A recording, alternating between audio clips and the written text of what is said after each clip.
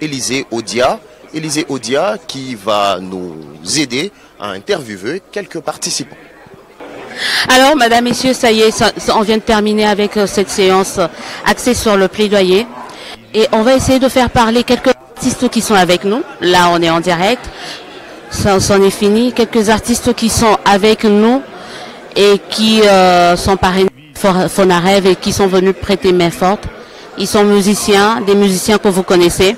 Mais là, derrière moi, je tenais déjà à vous faire voir ces tableaux que vous voyez, des expositions. Ces tableaux que vous voyez ont été réalisés par des Congolais, par les étudiants congolais de l'Académie de Beaux-Arts.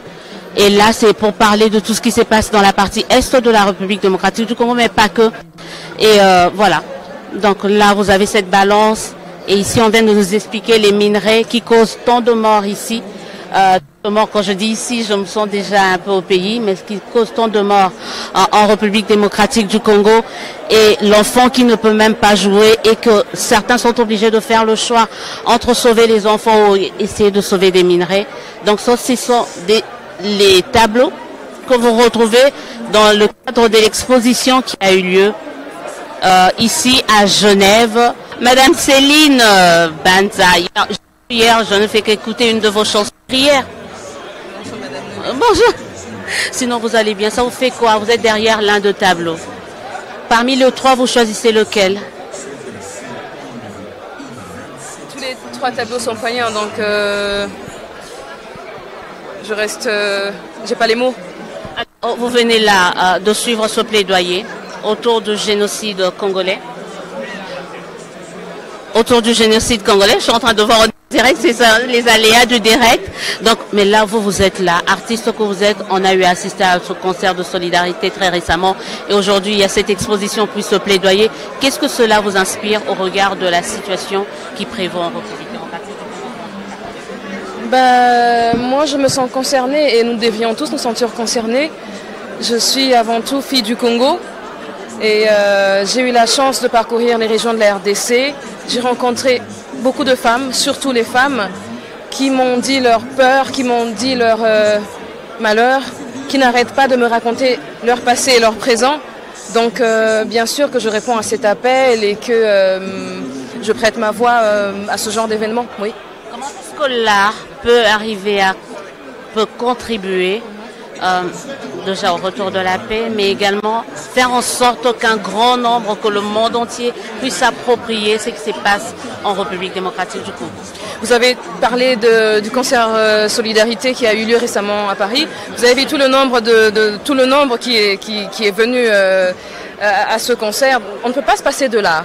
Et les artistes sont les mieux placés pour réunir et pour ramener ces sujets-là qui sont parfois difficiles à la population, à nos communautés. Et voilà, on écoute la musique tous les jours, on est entouré des tableaux, des œuvres. Donc là, vous voyez, on a des tableaux qui représentent et qui montrent ces réalités-là. Donc je pense que l'art contribue énormément au message que nous devons faire passer et même aux appels que nous devons faire passer comme aujourd'hui. Oui. Justement, par rapport à une dernière question, l'appel, le message, qu'est-ce que vous, en tant que fille du pays, fille de la République démocratique du Congo, artiste, aimeriez bien faire passer aux Congolais, mais également à cette communauté internationale? À mes frères et sœurs congolais, à nos frères et sœurs de toutes les autres nationalités, à nous qui sommes ici, moi j'aimerais dire que nous devons faire tout de notre possible, nous devons faire de notre mieux pour que la cesse, que nous devons prêter notre voix, nous devons être tous qui sont là, qui sont vivants, qui sont à côté de nous, qui souffrent jour et nuit, que nous devons nous mobiliser pour être aux côtés d'eux et aussi crier, parler sans cesse pour que tout cela puisse s'arrêter. Je vous remercie. Merci en tout cas à nos questions. Merci Céline Banza. C'était là Céline Banza. Bonjour et bienvenue. Bonjour monsieur le journaliste, bonjour à tous les spectateurs de la chaîne nationale, la RDNC. Vous avez prononcé votre discours devant plusieurs personnalités venues à cette rencontre pour parler de 30 ans. Ça suffit dans l'Est de la RDC. Quel est le sens de votre intervention? Alors, il faudrait d'abord rappeler que c'est un side event organisé par le gouvernement à travers les Fonarev en marge de la 60e session du Conseil des droits de l'homme. L'objectif poursuivi par cette activité est de sensibiliser le monde entier sur les génocides qui est commis en République démocratique du Congo. Il y a certains faits, il y a certains chiffres qu'il faut rappeler. Les faits, c'est que non pas seulement une fois, mais plusieurs fois en République démocratique du Congo, il y a eu décimation ou massacre de beaucoup de peuples, de beaucoup de populations de manière systématique. Les chiffres, c'est que sur un espace de temps de 30 ans, nous avons beaucoup de cas où des populations entières, des peuples entiers, des villages entiers ont été décimés. Mais quand vous regardez dans l'histoire de l'humanité, il y a des endroits où, pour un espace de 7 ans, un seul fait a été reconnu comme étant un fait de génocide. Donc ici maintenant, la RDC commence une série d'activités à l'international pour dire plus de 30 ans, assez. Il faut que le monde arrête d'être silencieux. Il y a des rapports des Nations Unies qui ont documenté et qui confirment les faits que nous dénonçons tous, mais il faut placer les mots. Le mot qu'il faut placer, c'est le génocide. Ici, nous sommes à Genève, c'est le début, et de telles activités seront organisées dans d'autres villes où se rencontrent les grands décideurs du monde. Ambassadeur de la République démocratique du Congo dans 4 pays, le Sénégal, le Mali, la Gambie et le Cap-Vert. Cap-Vert, on avait déjà commencé une discussion. Moi, la question que je voulais vous poser, c'était ça. Comment vous appréciez cette initiative? Aujourd'hui, on voit que le président de la République est debout, on voit qu'il y a des initiatives qui se multiplient pour faire reconnaître enfin ce génocide congolais. Comment vous appréciez? L'initiative est louable, je dirais même très louable. Vous savez, les victimes ont été oubliées. Aujourd'hui, reconnaître qu'il y a eu génocide chez nous, c'est honorer nos victimes et dire aussi plus jamais ça. Mais nous ne pouvons pas seulement honorer comme ça. Non, le professeur Luzolo Bambi venait de le dire. Il doit y avoir une commission de vérité. Après la vérité, il y aura la justice. Après la justice, il y aura la réparation. Après la réparation, la réconciliation. Il y a toute une procédure, ce qu'on appelle la justice transitionnelle. Pourquoi transitionnelle? C'est parce que la diplomatie, qui est l'art de régler pacifiquement les conflits, négocie avec les bourreaux. Il y a un compromis.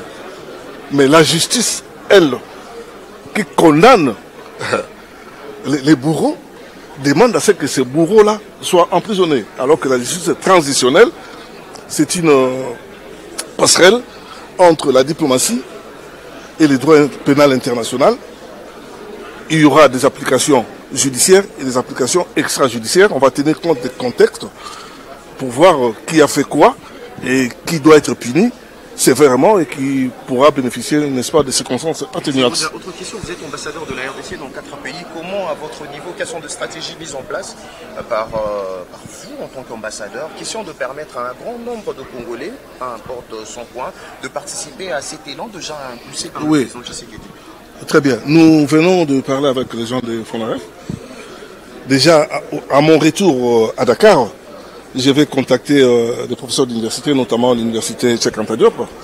Je vais aussi en Gambie contacter les autorités gambiennes et les autorités maliennes et capverdiennes pour voir dans quelle mesure nous pourrions inviter, n'est-ce pas, les responsables de FONAREF pour venir faire quelques exposés sur les réalités qu'ont connues nos compatriotes à l'est du pays, notamment à Mwenga, Kassika et à Makobola. Et on espère que non, pas on espère, mais on sera là, on fera un tour également. Vous serez là. Alors, après New York, sûrement, il y aura Sénégal, il y aura Dakar. Voilà. Nous sommes en train de négocier cela. Merci beaucoup, monsieur l'ambassadeur. On va prendre un autre ambassadeur, Youssoufa, Amour Suprême. Bonjour. Ça va. Mais ça va, je vous en prie. Vous êtes sur la télévision nationale, mais pas que. On vous a vu aujourd'hui. Ici, vous êtes à Genève. Vous êtes ce Congolais qui porte haut la voix des Congolais par rapport à tout ce qui se passe au pays. Qu'est-ce que ça vous fait, cette initiative? Comment vous les jugez? Comment vous comptez la porter aussi? Déjà, en tant qu'artiste, c'est la situation du Congo. Moi, dans mes œuvres, pour ceux qui me suivent, savent que c'est toujours quelque chose de très central. La culture congolaise d'une manière générale, et puis forcément la société congolaise et le souci du peuple congolais. Je pense que par rapport à la situation en RDC, ce génocide qui dure depuis beaucoup trop longtemps, on parle de dizaines d'années maintenant, il faut que toutes les voix fassent avancer, c'est-à-dire les artistes, les activistes, les militants, les politiques, la société civile, vous les médias. C'est tellement grave, c'est tellement profond que on ne pourra pas économiser les forces. C'est-à-dire que tout le monde devra y aller. Et donc moi, quand j'ai l'occasion, que ce soit dans la voie institutionnelle comme celle-ci, la voie artistique, la voie militante, j'essaie d'être le plus présent possible autour de cette solution-là. Est-ce que tout va se régler en un jour? Non, mais est-ce que les choses doivent avancer? Oui, totalement, absolument et urgemment. Et c'est à quoi j'imagine, en tout cas j'espère, tout mon travail. Alors tout à l'heure en venant, je vous appelais Amour Suprême, c'est le titre de votre album. Et dans cet album, on découvre une très belle chanson dédiée à votre fille. Dieu est une grande. Bon, est-ce qu'on peut dédier également cette chanson à toutes les filles? C'est la rentrée presque. Toutes ces filles, toutes ces petites filles qui sont dans l'est du pays, qu'est-ce que vous pouvez leur dire? Et à la fin, peut-être terminer avec un petit morceau, un petit couplet de cette chanson. Bah, déjà, premièrement, être une fille, c'est pas toujours facile. Que ça soit au Congo, en Afrique ou partout dans le monde, etc., c'est pas facile. Et je pense forcément aux victimes, et encore plus aux victimes femmes et jeunes filles de ce génocide, qui sont utilisées comme des victimes de guerre particulières parce que leurs viols et leurs massacres font partie de l'instrumentation de guerre. Et ça, c'est juste insupportable. Et c'est le père qui parle, c'est le frère et le mari qui parlent. Donc effectivement... On prend le troisième couplet? Ouais, le troisième couplet, t'es pas obligé d'être une fille banale, t'es pas obligé d'être Michelle Obama, t'es pas obligé de vouloir être reine, t'es pas obligé de vouloir être mère, n'écoute pas les hommes, n'écoute pas les ordres, n'écoute pas les codes qui disent de la merde, apprends encore à aimer ton corps, à aimer tes formes, à t'aimer toi-même. Imani. Ben merci. Merci beaucoup. Merci, moi je demande Amour Suprême, mais également très belles chansons, des très belles paroles qui motivent nos filles, mais qui peuvent redonner de l'espoir à toute une population. C'est important. Les Congolaises et les Congolais en ont besoin. Merci beaucoup. Ben merci, on continue. Est-ce qu'on a encore d'autres... Le ministre de la Communication en dernier. Nous allons parler du narratif. Ben, on va encadrer le ministre. Monsieur le ministre, merci de nous faire cet honneur. Ici, nous étions ici avec vous en février dernier. Vous revenez encore. C'est une façon de dire que ça y est, c'est pas encore fini. Non, c'est pas encore fini, et surtout que la question que nous avons abordée aujourd'hui, c'est une question cruciale pour nous. On ne peut pas penser construire la paix, une paix que nous voulons durable et définitive, sans justice. Et la justice pour nous, c'est pas simplement pour des événements que nous vivons actuellement.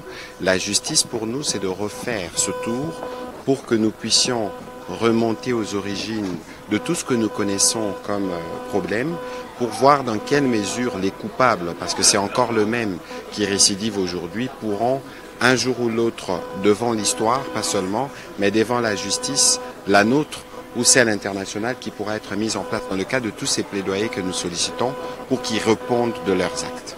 Aujourd'hui, il y a eu cette exposition ici à Genève au Palais des Nations. Il y en a encore d'autres ici dans ce cadre après ce plaidoyer qu'on vient de sur. C'est quoi le message que la RDC veut faire passer à travers le message principal, donc là c'est un side event parce que demain il y aura un dialogue interactif. Évidemment, on reviendra notamment sur le dernier rapport de la mission d'établissement des faits qui a été commandé par le haut-commissaire.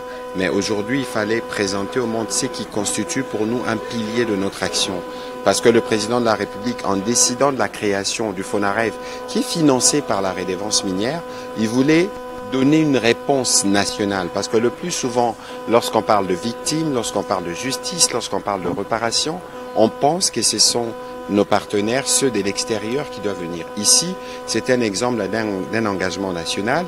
on utilise les fonds des ressources minières pour réparer ceux qui sont tués à cause de nos mines. Je ne sais pas si vous comprenez plus ou moins l'analogie. Et cet événement était un événement qui est censé attirer l'attention mondiale parce qu'un génocide, tous les génocides du monde, doivent être reconnus. Lorsqu'ils sont reconnus, cela évidemment implique de conséquences et nous estimons qu'en RDC, il y en a eu beaucoup. Les plus récents, c'est peut-être sûrement les événements qui se sont passés dans le Rutshuru, qui ont fait l'objet à la fois du rapport du Haut Commissariat ici aux droits de l'homme, mais aussi de Human Rights Watch, avec un ciblage spécifique de l'ethnie Hutu. Et tout ça, c'est de l'horreur, et c'est de l'horreur qui doit s'arrêter. Est-ce qu'on est entendu? Est-ce qu'on est écouté? Est-ce que vous avez l'impression que les lignes sont en train de bouger? La première chose, et c'est la plus importante, c'est qu'en RDC, les lignes bougent. Les lignes ne bougent pas seulement en RDC. Vous avez vu ces side events organisés ici à Genève, en marge de la 60e assemblée, réunion du Haut Commissaire du Conseil national, du Conseil des droits de l'homme.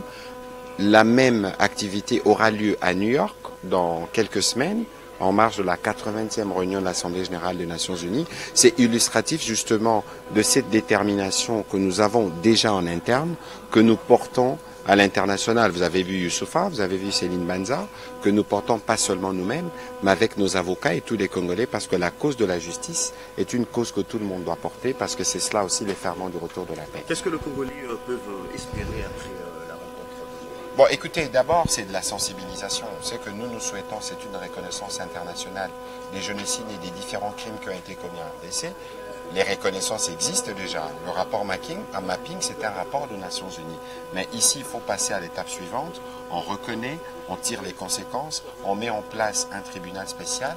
Et à partir de ce moment-là, on commence non seulement à condamner effectivement tous qui ont commis des crimes, mais il s'ensuit un processus de réparation, mais surtout un processus qui puisse garantir qu'il n'y ait plus de répétitivité de crimes de cette nature. Autre question, Monsieur le Ministre, je crois que c'est la dernière considérée.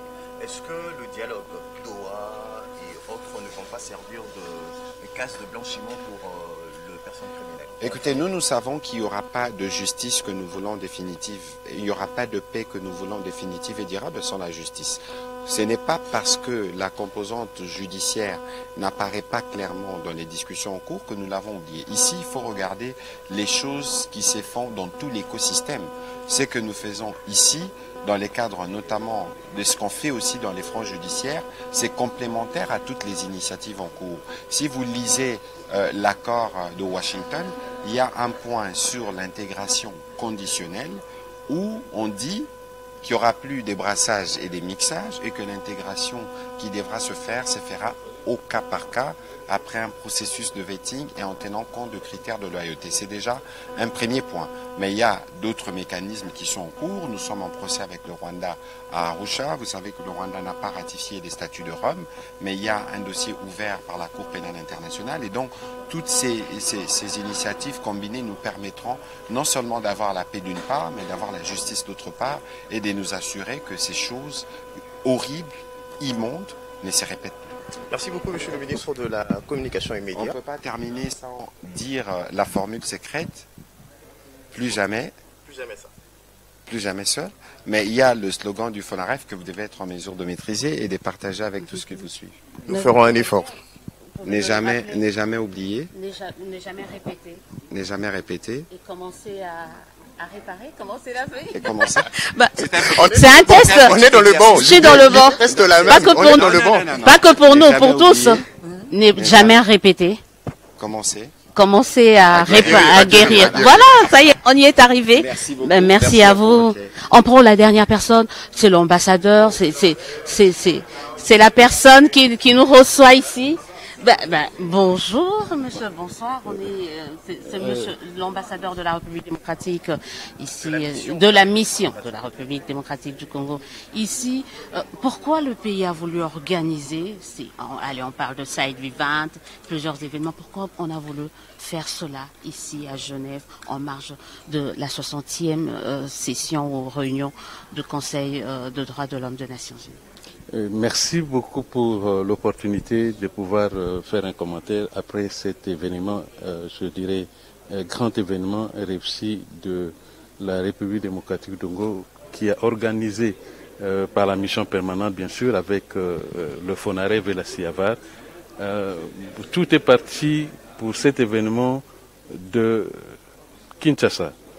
Son Excellence, Monsieur le Président de la République, lors de la commémoration, le 3e anniversaire du Génocoste le 2 août dernier, avait dit que, bien sûr, on a commencé maintenant à sensibiliser à l'international parce qu'au niveau national, nous avons suffisamment eu à sensibiliser l'opinion sur les génocides qui se sont commis ou qui se commettent encore jusqu'aujourd'hui en République démocratique du Congo. Et que nous devons aussi passer à l'international. Ce n'est pas pour leur demander leur avis, mais c'est pour qu'ils puissent reconnaître aussi à l'international ces crimes-là des génocides qui se commettent chez nous. Et il avait dit, on va commencer par Genève, ensuite on ira à New York. Genève, pourquoi? Parce que c'est la capitale des droits de l'homme, et les dossiers génocides, c'est un dossier des droits de l'homme, et également parce que la session du Conseil des droits de l'homme se tient. Et comme il va se passer aussi la prochaine activité qui aura lieu à New York pendant la 80e session de l'Assemblée générale des Nations unies. Donc c'est cet agenda, pendant les grands événements qu'on veut attirer l'attention des leaders et de toute la communauté internationale sur ces crimes de génocide qui se commettent en République démocratique du Congo. C'est là, ça fait un peu plus de 30 années. Et trop, c'est trop, il faut commencer à arrêter, il faut commencer à sanctionner et à lutter contre l'impunité. Voilà l'objectif de cet événement. Merci beaucoup, monsieur l'ambassadeur. Élisée Odia, on va prendre merci beaucoup, monsieur l'ambassadeur. Tout dernier intervenant, c'est l'ambassadeur de la République démocratique du Congo en France, monsieur Émile. Exact aussi. Émile, il paraît que c'est là-bas où se trouve la grande communauté congolaise, la diaspora congolaise. La communauté congolaise elle est partout. Plus, la caméra, c'est juste devant vous. On peut, vous pouvez vous mettre par ici. Je crois que c'est la première roue, la plus importante. C'est pas la Belgique, c'est Paris, c'est la plus importante. Vous avez eu les résultats aux élections présidentielles, les enrôlements, le nombre de participants, c'était le plus important. Non seulement les scores, mais aussi les nombres. Est-ce que vous avez l'impression que la diaspora congolaise à Paris est en train de s'approprier ce combat pour la reconnaissance au niveau international du génocide congolais? Vous savez très bien que Paris, c'est l'essence même de cette diaspora. Quand je dis c'est l'essence, Paris a toujours été en première ligne pour tous les combats qui concernent l'avenir du Congo, tous les combats qui concernent la promotion des valeurs congolaises, notamment à travers le monde. Paris a toujours été présent dans les luttes pour la démocratie, pour les libertés, dans l'émancipation de notre pays, et aujourd'hui, que ce soit sur l'agression barbare du Rwanda, eh bien, Paris a toujours été en première ligne pour dire non, pour marcher, pour interpeller, crier aux oreilles de la communauté internationale, jusqu'à ce que ces silences assourdissants cessent et que finalement le monde regarde et finalement découvre les drames que le Congo vit depuis bientôt 35 ans. On parle des 30 ans, mais j'ai fait foi à l'historien, le professeur Ndaiwel, qui a parlé des 35 ans déjà, où le pays vit des heures le plus sombres, avec ces génocides qui en ont toutes les caractéristiques et qui aujourd'hui méritent d'être reconnus par la communauté internationale. Mais le plus important, je pense, à mon humble avis, c'est que nous-mêmes, les Congolais, que nous puissions nous approprier et défendre ces génocides, reconstruire notre pays, parce que le génocide a apporté aussi un drame psychologique et qu'il faut réparer, aller dans le fond. C'est pour ça que je trouve que FONAREV fait un travail remarquable et je félicite pour cette initiative, parce que dans cette affaire, il ne faut jamais oublier, ne jamais répéter, et surtout, il faut guérir. Guérir, c'est réparer. Il faut réparer. Pour guérir, il faut réparer. La réparation a commencé, c'est pour ça que je rends hommage au FONAREV à cette initiative de son Excellence le Président de la République, Félix Antoine Tshisekedi, qui a dit un message très fort en disant ces processus de réparation, ces processus de reconnaissance du génocide n'est pas fait pour contre une communauté, non, pas contre une communauté, au contraire, c'est pour que la vérité, la justice soit établie. Parce que comment arriver à la paix sans justice, sans vérité? n'est-ce pas? Et comment arriver à la paix également sans réparation? La réparation commencée, c'est une étape très importante. Ici, aujourd'hui, à Genève, au siège de ce Conseil des droits de l'homme, il y a quelque chose, un vent nouveau, un processus qui vient d'être lancé pour que, des capitales en capitale, aujourd'hui c'est Genève, je souhaite que demain ça soit Paris, pour que également à Paris, puisque vous savez que les génocides ont un contenu aussi sur le plan culturel. Sur le plan culturel, le plan de l'éducation, il faut éduquer, il faut que la jeunesse de demain puisse également s'imprégner de ce qui s'est passé pour qu'on n'oublie jamais de génération en génération, cela puisse se transmettre. Vraiment, je dis encore une fois bravo à cette initiative et surtout d'avoir pensé associer un certain nombre d'ambassadeurs pour que les relais se fassent le plus rapidement possible. Merci beaucoup, monsieur.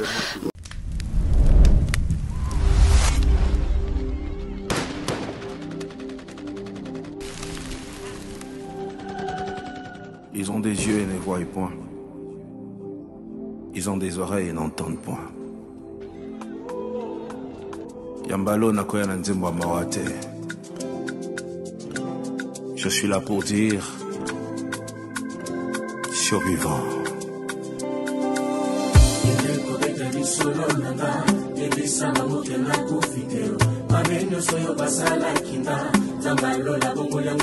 Quoi encore? Tina ONU Kasindo tonanga ekupite